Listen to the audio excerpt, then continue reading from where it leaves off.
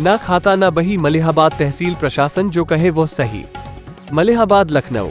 एक तरफ प्रदेश सरकार सरकारी जमीनों को कब्जा मुक्त कराने तथा भ्रष्टाचार मुक्त शासन की बात करती है, वहीं दूसरी तरफ लगातार सरकार के जिम्मेदार नुमाइंदे ही मोटी रकम लेकर सरकारी भूमि पर कब्जा कराने से बाज नहीं आते। मलिहाबाद तहसील की पंचायत सुरगोला में प्रकाश में आया है। जानकारी के मुताबिक ग्राम प्रधान ने तहसील प्रशासन से मिलीभगत कर गाँव के कुछ धनाढ़ लोगों से मोटी रकम लेकर एक ही परिवार के कई लोगों उस जमीन फर्जी पट्टे कर दिए, जिस पर विगत 30 वर्ष से लोग घर बनाकर रह रहे हैं, जबकि पूर्व में प्रशासन ने इन पट्टों को गैरकानूनी मानकर विचाराधीन श्रेणी में कर दिया था और 30 वर्ष से काबिज गरीब ग्रामीणों ने मुकदमा दायर कर न्याय की गुहार लगाई थी, जिसका मामला मलिहाबाद तहसील में विचाराधीन है।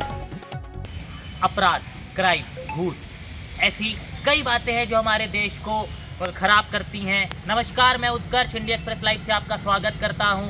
आपको रूबरू कराना चाहता हूं जहां पे भू माफियाओं का कहर साफ तौर पे देखने को मिल सकता है और ये भूमाफिया हमारे देश के अन्नदाता, हमारे किसान, उनको भी अपनी ताकत दिखाते हैं। जी हाँ, मैं बताना चाहता हूँ मलिहाबाद जिले में रहने वाले एक गरीब किसान पर भूमाफियाओं का साफ तौर पे ताकत देखने को मिल सकती है। आपका नाम दादा? शिवकुमार यादव। कहाँ के निवासी हैं?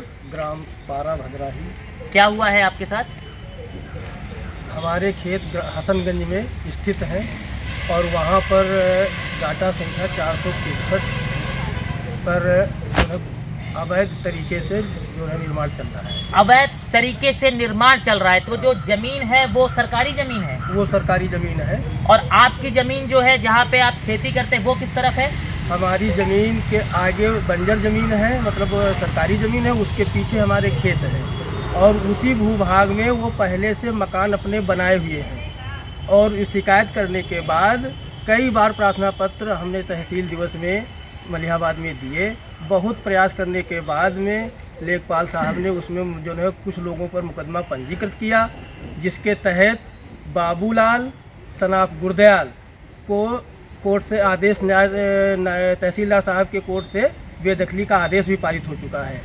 इसके बावजूद भी मान लो एक जगह उनका मकान ऑलरेडी पहले से उसी भूखंड पर बना है, दूसरी जगह वो नया निर्माण उसी भूखंड पर कर रहे हैं, तीसरी जगह वो उसी भूखंड पर खेती कर रहे हैं, उसी भूखंड पर, उसी बंजरात गाटा संख्या 463 पर। पूरी तरह से वो गाटा संख्या 463 उन्हीं के कब्जे में है।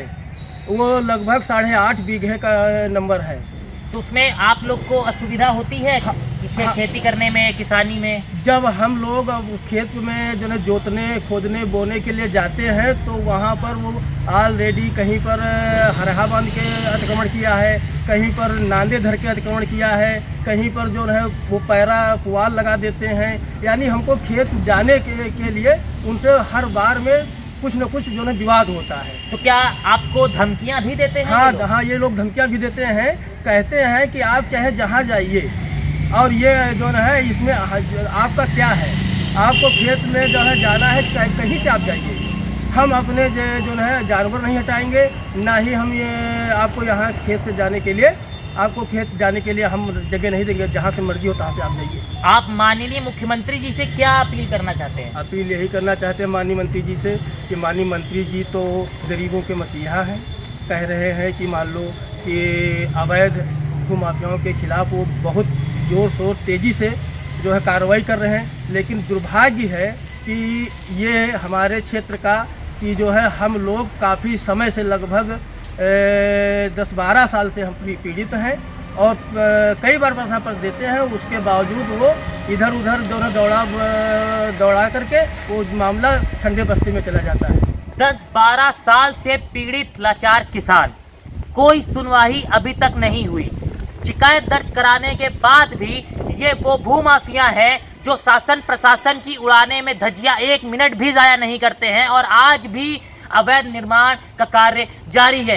ये है हमारा लखनऊ, ये है हमारा प्रदेश और ये है हमारा देश, जहां पर अन्नदाता जो हमारे किसान हैं, जो हमारे देश की आन बान जान शान है, उन पर ही अगर ऐसे अत्याचार होगा तो भविष्य कहां जाएगा? देखते रहे मेरे साथ इंडिया एक्सप्रेस लाइव। धन्यवाद।